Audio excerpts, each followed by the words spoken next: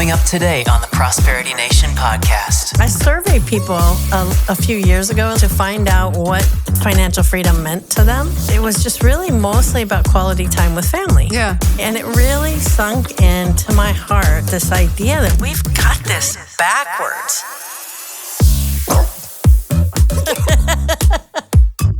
Welcome to the Prosperity Nation podcast. I'm Angie. And I'm Elise. And we're so glad that you're here with us today. We are on a mission today, and that mission is to kind of debunk this idea of financial freedom. Not that I don't want people to have it. It's just, what is it? So we're going to have more conversation about this today. But before we jump in, did Riggs have his surgery yet, Elise? Oh, not yet. No, we got a few more weeks. A few more weeks, okay. It's needed. He's getting a little, he's just getting kind of, aggressive and a little too hyper, just in general, just wild. So I'm, counting the days down. Just like his parent. Probably, yeah. Aggressive and hyper? What? Well, isn't that what everybody says? I just thought I'd throw that in there, see if I can get a reaction from you. It worked. Mildly hyper, but not aggressive. I would agree with that on both counts. Oh, man.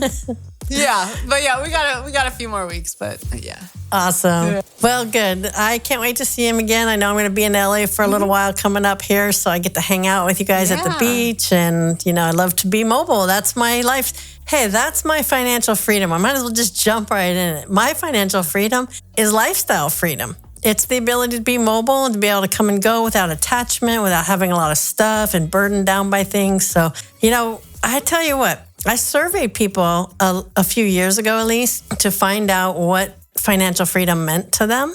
What was so interesting to me is that it was just really mostly about quality time with family. Yeah. Yeah. And I then, one of the processes I did in the surveying is first surveying for, what would you do if you doubled your income? In other words, you'd have the money to have the financial freedom. And then second would be like visually, like what would that visually look like? Because when you're doing the surveys, you survey for words and then you survey for images, right? Mm-hmm. And the images were like, I'd be at the beach with my family. Travel, I'd be at a picnic with my family. I'd take better vacations, and I started getting this picture, and I was living in Santa Monica at the time, just right next to the beach, kind of like you do. I'm like, well, just put down your and go to the beach. Just go take a walk. What's the big deal? Yeah. Right. Go have a picnic with your family. And it really sunk into my heart, this idea that we've got this backwards. So, I ask, what do you hear that people want, or what do you think that their idea of financial freedom is? Well, what people want, I would definitely say travel and time with, like you said, with grandchildren or children or loved ones, whatever, friends. And then travel, definitely, I hear that all the time. Like I would travel, which okay, fine. That does require some money sometimes, but not, like you were saying, not like a picnic with the family and like, that can be anywhere. It's just, it's so interesting to me because I don't know, maybe I'm just off my rocker or what lately, but to me, I don't get the idea. Like people, if they want to travel and they need to have financial freedom to travel, that doesn't even make logical sense to me. Especially like when I literally was working in Thailand with my laptop, meeting my CPAs there, and it was $400 a month to stay there where I was staying. And I'm like, my apartment in Santa Monica was almost $4,000 a month, So if I'm not willing to let go, and then I start to get out there and see that actually it's attainable, and I don't have to wait till I have millions of dollars in order to actually go do those things I love, that it becomes this much bigger conversation about what are you willing to let go of to have a life you love, rather than why are you still waiting for it? Like you've only got one chance to be here and live a life you love. So what are you waiting for? No one's going to just give it to you. Like you've got to create. I get fired up on this topic. Yeah, just a bit. I know, I do, because I just hate to see people putting their dreams and what makes them feel great as a person on hold for an excuse of money. It bothers me. So, well, it is an excuse to a degree too, because even with the travel, when I was like, I don't know how old, 21, I think when I graduated college, I went backpacking through Europe for 6 weeks. And I probably spent, kind of like you said, just as much staying at hostels and eating whatever sandwiches or so. Like, oddly enough, pizza was really cheap everywhere I went. So, but I didn't spend that much money. And so obviously, yeah, maybe people would look at staying in a hostel and saying, well, that's not like a glamorous way to travel. But I saw like 11 countries on that trip. And, I did so many things that if you're waiting to have this idea of whatever this vacation or travel is like, you have to have the 5-star hotel and rent the yacht and whatever, it might never happen. But if you're willing, right, like you were saying, to sacrifice, like, I really just want to go travel the cheapest way I can because I just want to travel. And it's not about what I'm posting on my Instagram exactly. and making other people jealous of what I'm doing, then they might realize like it can happen now, like you were saying, then it doesn't have to be a $10,000 Europe trip, Yeah, exactly. And, the other thing is I remember from a minister many, many, many years ago, it was like right after I got divorced and right after I got clean from drugs and all that. And I was like starting my new life. And I just never forget. He said, you're a world traveler when you decide you are. He said, you could be a world traveler walking to the grocery store. And ever since that, it planted the seed about the perspective of wherever I am, I can have that feeling of being a world traveler. And even when I did, travel and I was on the bluffs over in Australia one day, I was just looking over the sea and I was standing there and I'm like, I have this in my backyard in California. And I just I come home to Northern California, Southern California, and everything in between, or I go to Texas, or I go to Vegas, or I go to Washington. Like, it doesn't matter. I can still see that same kind of adventure and beauty every single place I go, whether I'm there or on vacation. Yeah, it's like being a tourist in your own home, I think is kind of what people say. And like, I've done that too. I'll go on road trips, and I was driving actually down PCH up north to towards San Francisco. I'm like, I saw a little sign for I was Solvang at the time. I don't know if, what is it, Swedish village. And I'm driving, I'm like, you know what, screw it. I'm just going to go. And, it's just going and turning off the side of the road and going to see those little weird coves on the highway and, overlooking the ocean. It's really enjoying, like you were saying, what you're doing now instead of, I guess in a way, it's almost like being so rushed to get to the destination that we're not enjoying the trip, And it's like, in our weird way, the destination, not in a morbid way, but it's like death. Yeah. And it's the end. We do have an end. It is the end, but we're not necessarily people are trying to get there, but it's we're so, or maybe it's retirement in this case, but we're so set on whatever that end destination is that we're not enjoying the trip there. Yeah, exactly. And when we talk about financial freedom, it's the idea of having a want, just sitting around life having this want, this thing you want. And I don't know about you, but for me, wanting something is a terrible feeling. I do not like the feeling of wanting something. I'm either going to have the idea that I want to have this, I'm going to do something about it, or I'm going to let go of the want, because it's lingering in this, someday, I wish, I want. I used to have a sign I would keep on my wall in my other place where it would say, stop wishing, stop wanting, just effing do it. Yeah, just do it. Go because get that feeling of want is terrible. And so putting our dreams on want, on pause, or waiting and wishing and hoping that someday we'll finally fix our finances so we can finally make enough money to do those things. It's never going to happen. It's not going to happen. It isn't. And that's the thing that I've even had to tell myself too, because I'm like, okay, well, when I have this much money in my bank account, but then when you get there, you want more. So you keep pushing. And that's the only reason. I'm not trying to be like a downer. Yeah. But, we reach the goals and then we set new ones, which is why it's never going to happen. Or if we don't reach the goals, it's because we decided to use our money for something else. Now, we're an advocate for letting that something else be something you love that brings you prosperity, and not just paying bills and, getting bombarded by the IRS or anybody else. But it's okay to change your goals and wants, but it's still the whole idea of financial freedom that we commonly talk about it here is about something in the future. And I'm saying have it now. Right. Have it now. Live a life you love right now. If that means spending quality time, then put down this podcast and go sit next to your partner and go play games with your kids, go take a walk, whatever it is, and do it right now. And stop wishing, stop wanting, and stop waiting for it, you know? Oh, yeah. That's my thing about it. So I redefine financial freedom as lifestyle freedom. And I always talk about it in terms of live a life you love right now. You know, and that's the only way I can think with it. Because when I ask myself, well, what is financial freedom? Most people will say to have all the money, to have the money I want to do what I want when I want to do it. Yeah. Well, okay, then does that really work? I don't know. I don't know if it does. Or they don't even know what that means, though. Exactly. Like, what do you really want to do? Like, if you had the money right now, what would that be? And people are like, right. I'd go travel. Okay. Yeah, exactly. I'd go to the beach.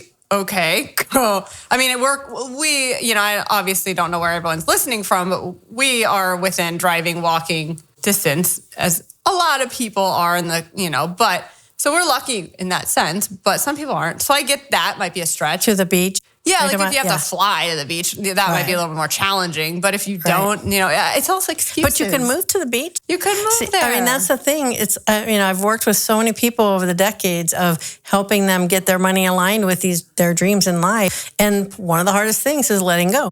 It's, well, I can't, but I got to give up this, or I don't want to sell my house, or I don't want to do. And it's like, okay, but then be real with what you want and don't live in that state of want. And just be honest with yourself that you'd rather have this house and this car than you would have that time on the beach. And that is okay too.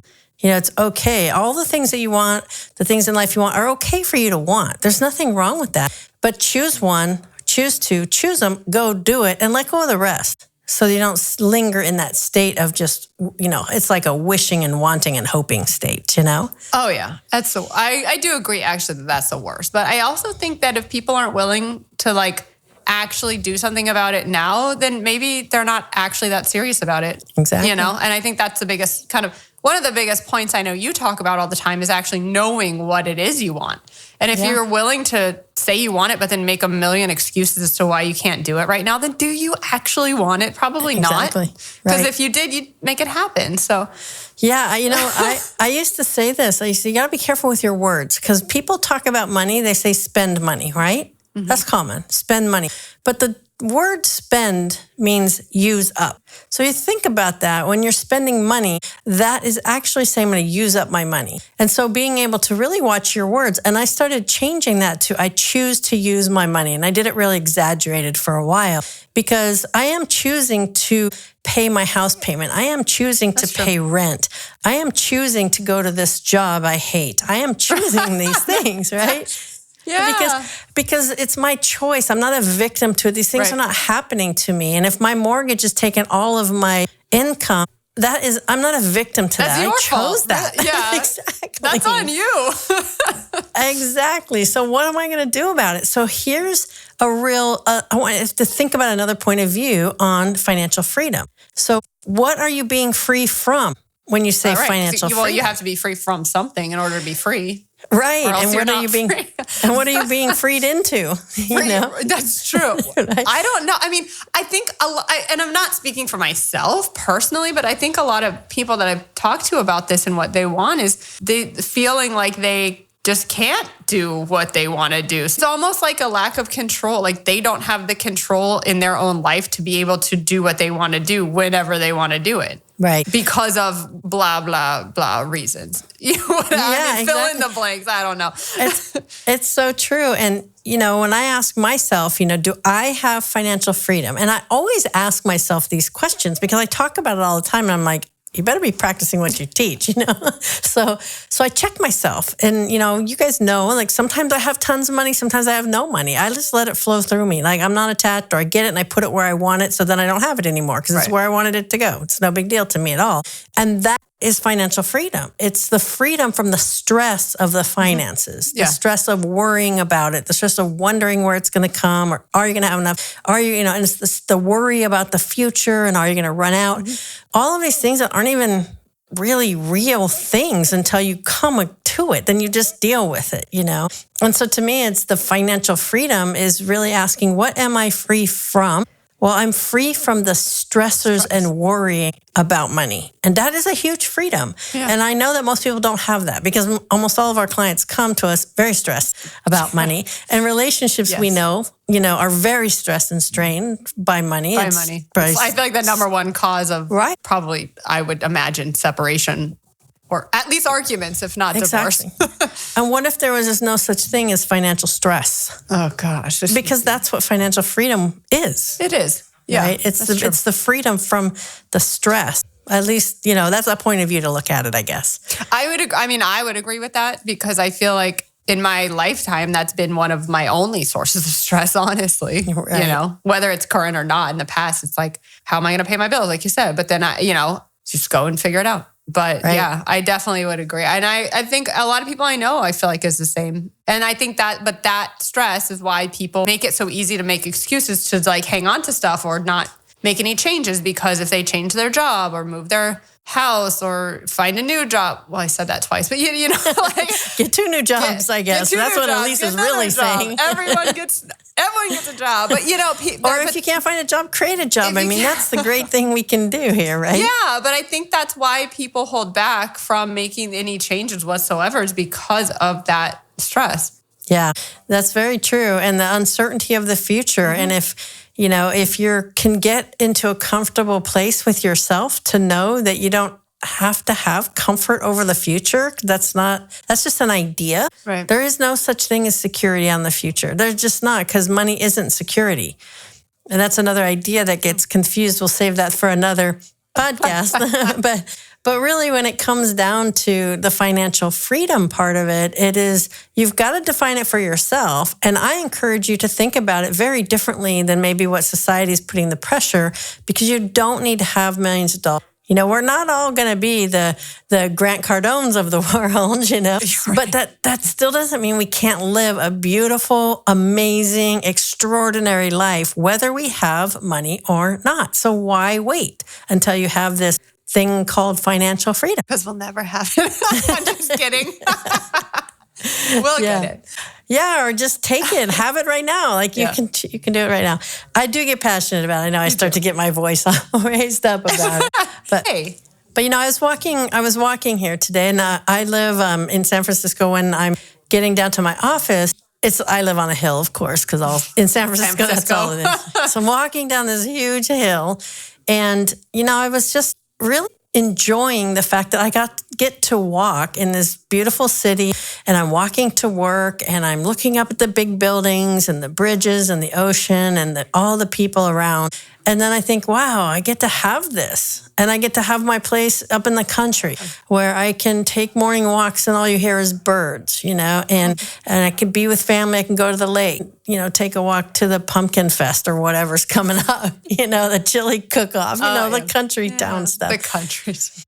But I get to come and go as I please. And I set it up so that the combination of 2 places was less expensive than one place where I was living in LA. And I'm like, I get to live a life I love, and I'm saving money. Anyways, so it's about designing a life you love and living it now. And then if you want to broaden or expand that, you can, but you don't have to wait for it. That's my point. No, I think it's a great point. Well, I want to hear more stories. I know that everybody's got probably their own point of view on this. We hope that this point of view gives you some freedom. We hope that it does give you that sense of being able to figure out how you can create a life that you can flourish personally and flourish financially, and that they're not attached, and you're not attached to the things or the ideas, but that you're actually willing to just step into what you need to start living a life you love right now, and don't wait and let go of those reasons why you can't, and just step into it. Just go for it. So we would love to hear how you do it. Yeah, please share those with us. It's stories@prosperitynation.com. Go ahead and follow us on social media and like and subscribe to our podcast. Awesome. Well, we'll see you next time. See ya. Oh. See you next time. See ya later, everybody. See ya. See ya. Thanks for joining us today.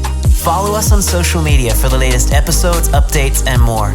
Like and subscribe to videos from us on YouTube, and find out more at prosperitynation.com. That's it for now. We'll see you next time on the Prosperity Nation podcast.